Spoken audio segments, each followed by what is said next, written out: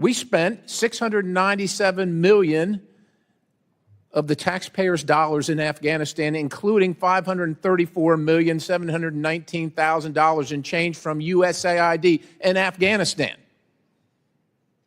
I don't know what we think we're going to change in Afghanistan. We lost 22,000, lost or wounded 22,500 Americans in Afghanistan over the course of our term there in the war, spending over $2 trillion.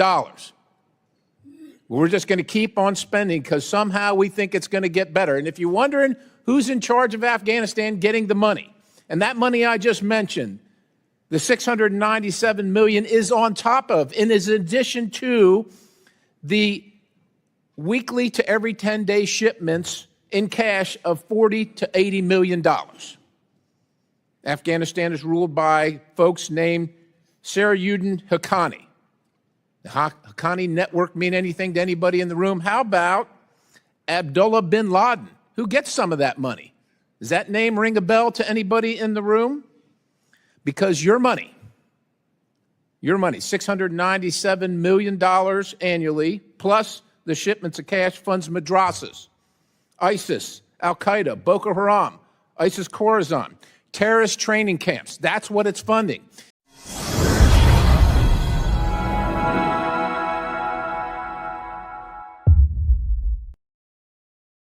A very good morning, good afternoon, good evening from wherever you're watching us from. This is Awaken Africa and I'm your host, Bemu.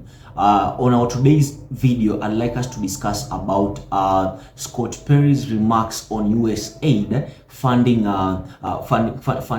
terrorism across the world. So US Congressman Scott Perry was testifying at a committee, and he was trying to give his sentiments or his statements towards USAID committee, the USAID agency, or rather to the committee about how it used its money for the years it has been in operation. And it was so, he gave a very shocking revelation that over 697 million US dollars yearly are being sent across the world to terrorist groups to fund their operations. So my concern right now, I know is good as yours. My guess is good as yours, because you're also asking yourself, why is it that United States of America has been at the forefront trying to fight terrorism, trying to fight these terrorist groups like Taliban, Al-Qaeda, Al-Shabaab, and how or why or what is their interest, right? What is their interest in funding these terrorist groups? And these groups groups like Taliban, Al-Qaeda, Boko Haram, IS, among others, right? So as I've told you earlier, that approximately 697 million US dollars was used to fund the terrorists yearly, right? So my question is, what will be the US interest in funding these terrorist groups? Before I answer that question, and before I come back with my commentary, I'd like us to watch the video of Scott Perry explaining all this. But before that, kindly, if you're new to this channel, consider subscribing. If you have already done that, then hit the like button, leave a comment, hit that notification bell, so that anytime I post a new video, you'll be the first person to get notified. Kindly, and don't forget to share this content with your friends so that we can have this conversation at a greater depth. Let us watch the video. I'll be back. Mr. Chairman, USAID was created through executive order in 1961 by President Kennedy, long having lost and strayed from its mission, lost its direction. Even the Clinton administration tried unsuccessfully to reform it. And we spend, I don't know, somewhere between $40 and $50 billion annually on this organization. And with the things that you hear, well, many of us, probably most of us in this room, agree with projecting America's power for the good of all the world around the globe. Quite honestly, if our enemies were asked to design a foreign aid program that would actively undermine the United States of America at maximum cost to the taxpayer, they would be hard-pressed to create a scheme more effective than USAID. That's shocking to say, but I just, it's, look, let's just go to a couple things here. We left Afghanistan, and I'll just I'll characterize it as left in August of 2021. August of 2021. So the Taliban's in charge. Taliban threatens the lives of the NGO personnel distributing USAID. They claim credit for USAID distribution. They interfere with the distribution of USAID aid. They tax the beneficiary of the aid. They tax the delivery service. They steal the food commodities. They divert the funds. They extort citizens for protection for USAID aid.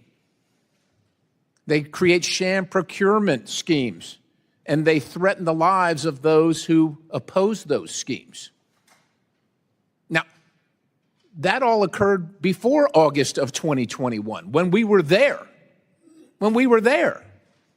Now, you know, you don't have to be a rocket scientist. You could just read the Taliban is classified, and if you don't know, the Taliban's in charge of Afghanistan. They're classified as a specially designated global terrorist organization by OFAC. So post-2021, so this is last year, 2024, we spent $697 million of the taxpayers' dollars in Afghanistan, including $534,719,000 in change from USAID in Afghanistan.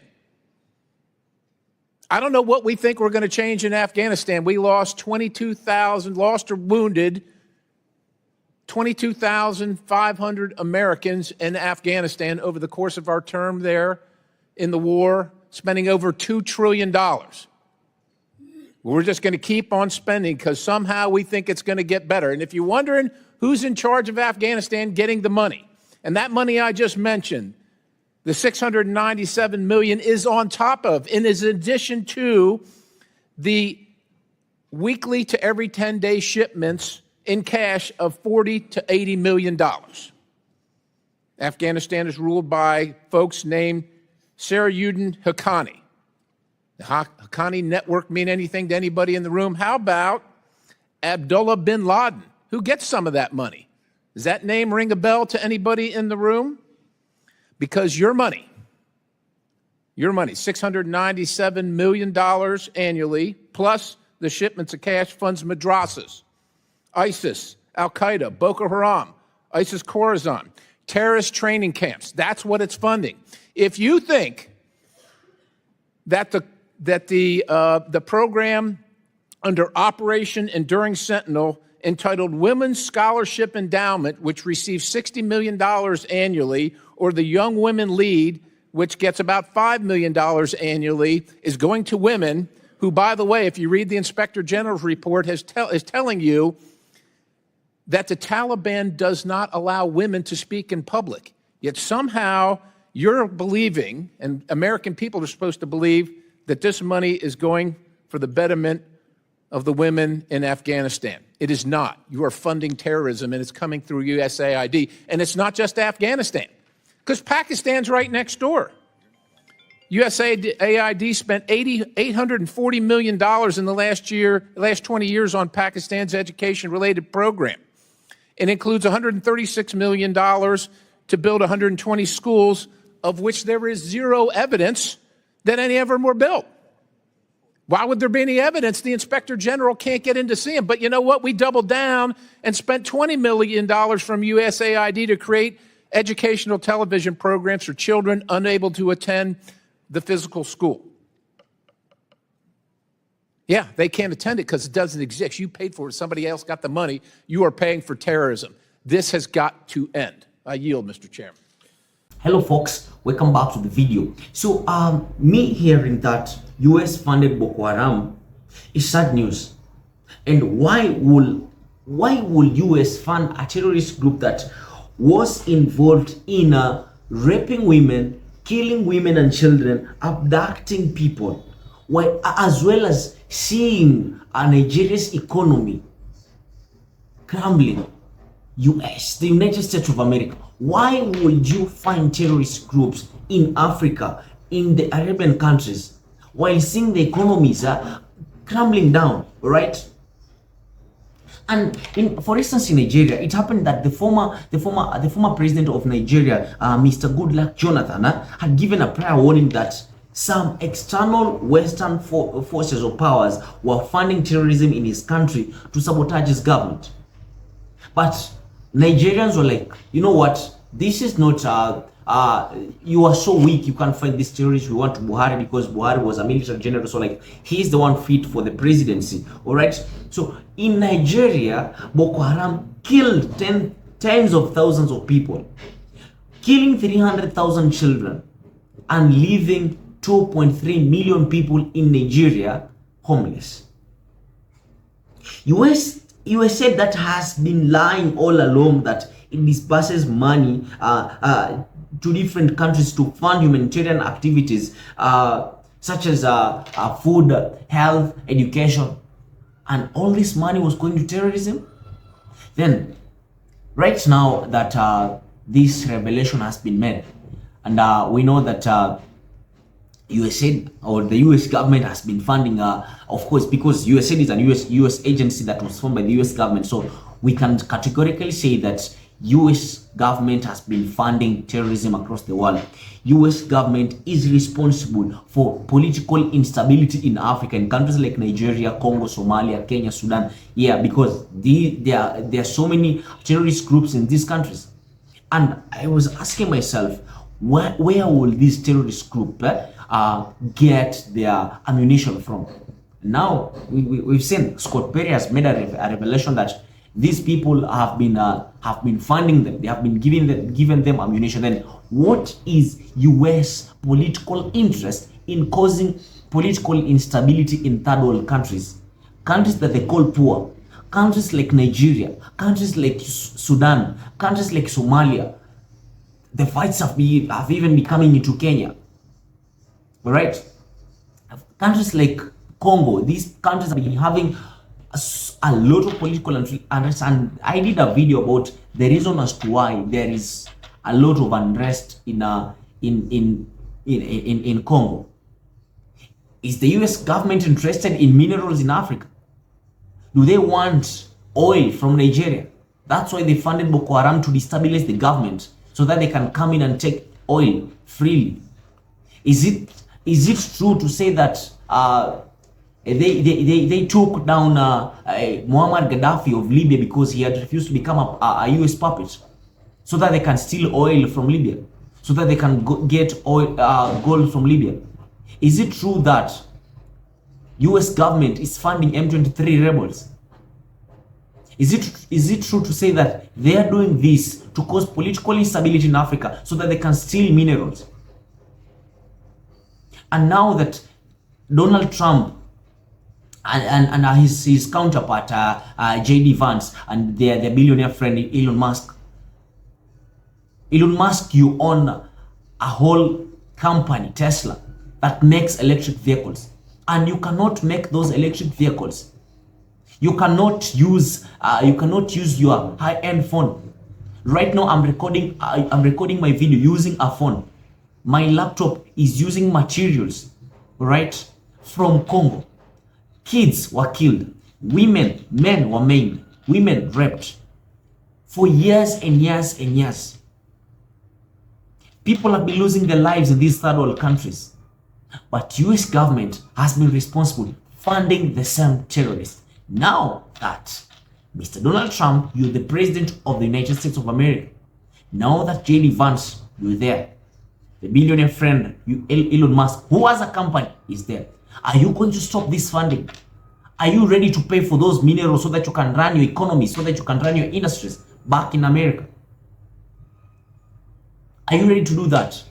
Are you ready to uninstall the puppet leaders in Africa who have been installed by your government, by the Democrats government? Now you are Republicans. Are you going to stop this? Because we have puppet leaders in Africa. We have so many puppet leaders in Africa. And these leaders are responsible for our suffering, we as Africans today. USAID has been sabotaging political stability in Africa. USAID has been responsible for election malpractices in Africa. Now that you guys are in power, now that you've known the US taxpayers' money was used to fund terrorism across the world, it was used to cause political instability, it was used to impose puppet leaders in Africa so that you can sabotage Africa's economy. Now that you Republicans are in power, are you going to stop this? Or are you going to let it go? Are you going to uninstall these leaders? These are the questions that we as Africans are asking today. These are the questions that we, the young population in Africa, we are asking. Mr. Donald Trump, this is an open letter to you. This is a challenge to you. Kindly, if it is in your power, stop the funding. Scrap off the way you have done away with USAID. Do away with it completely. Stop funding. Stop bringing your aid in Africa. We don't want your aid anymore. Stop bringing aid in Africa. Africa is not poor. Because you bring aid, but you people are funding terrorism. You're causing political unrest. There is a lot of mayhem in Africa. After each and every elections, there are fights. People are killing each other. And it is true to say that USAID too has been largely involved in sabotaging election results, in rigging election results here in Africa. Don't you want to see us prosper? Now, Mr. Elon Musk, this is a letter to you. If you want to get minerals so that you can get your industries run in America, in China, wherever your industries are you willing to pay the price? Are you willing to buy these mineral resources from us? Because you people, you don't want to pay the price. You want to steal the minerals. So the easiest way for you to steal the minerals is to cause political instability.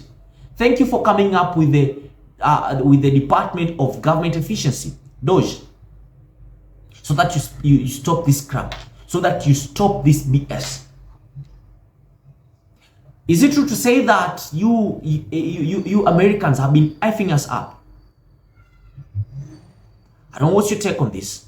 There is this conversation that later in the comment section. It's so sad. This is Awake in Africa. I'm your host, BM. Don't forget to like, comment, share, subscribe. Peace out.